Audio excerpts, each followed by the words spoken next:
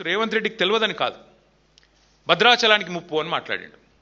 భద్రాచలానికి ముప్పు ఎక్కడి నుంచి ఉన్నది? నిజానికి భద్రాచలానికి ముప్పు అంటే ఏమైనా ఉంది అంటే పోలవరంతో ఉంది. పోలవరం హైట్ పెంచితే, అందుకే కదా మా ఖమ్మం జిల్లాలోని 5 మండలాలు 7 మండలాలు తీసుకొని పోయి బలవంతంగా కలిపింది బీజేపీ ఆంధ్రాలో. పోలవరం ముప్పు కోసమే కదా మా భద్రాచలం కాన్స్టిట్యున్సీలో, పక్కన అశ్వరావుపేట కాన్స్టిట్యున్సీలో తీసుకొని పోయి ఆ మండలాలని 7 మండలాలు కలుపుకున్న మాట వాస్తవం కాదా? నీకు తెలియదా? చికెన్ మసాలా నువ్వు గట్టిగా పోలవరం గురించి మాట్లాడితే గురువు గారికి కోపం వస్తుందనా? ఎక్కడి నుంచి ఉంది ముప్పు? నిజానికి భద్రాచలానికి ముప్పు అంటూ ఉంటే ఇవాళ భద్రాచలానికి అది ఖచ్చితంగా పోలవరం హైట్తోనే ఉంది తప్ప ఇంకో దాంతో లేదు. అందుకే మా హరీష్ రావు గారు భద్రాచలం పోలవరం అథారిటీకి ఫిర్యాదు చేస్తే కేంద్రం స్పందించి, ఎందుకంటే భద్రాచలం మునుగుతుందేమో ఈ హైట్తో అని చెప్పి ఫిర్యాదు చేస్తే కేంద్రం స్పందించి సర్వేలకు టీంలు పంపింది. ఇవాళ విచిత్రం ఏంటంటే ఏ రాష్ట్ర ముఖ్యమంత్రి అయినా తన ప్రయోజనాల కోసం, తన రాష్ట్ర ప్రయోజనాల కోసం గట్టిగా మాట్లాడతాడు.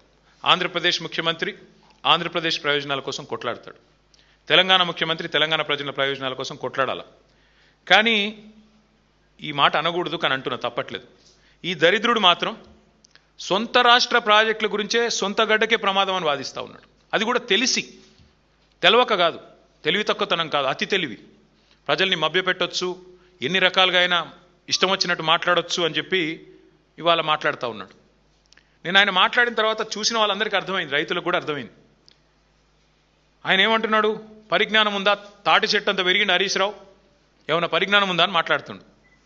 నేను అంటున్నా రేవంత్ రెడ్డి గారిని, పరిజ్ఞానం ఎవరిదో, మిడిమిడి జ్ఞానం ఎవరిదో మరి అందరికీ అర్థమైంది.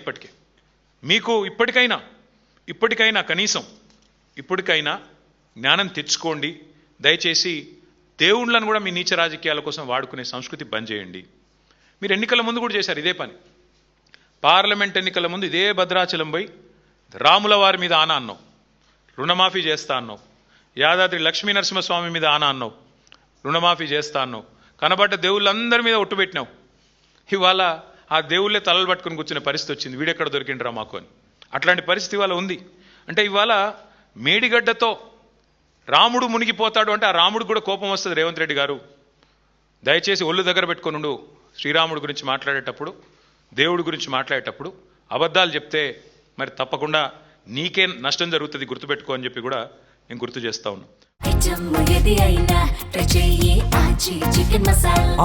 చికెన్ మసాలా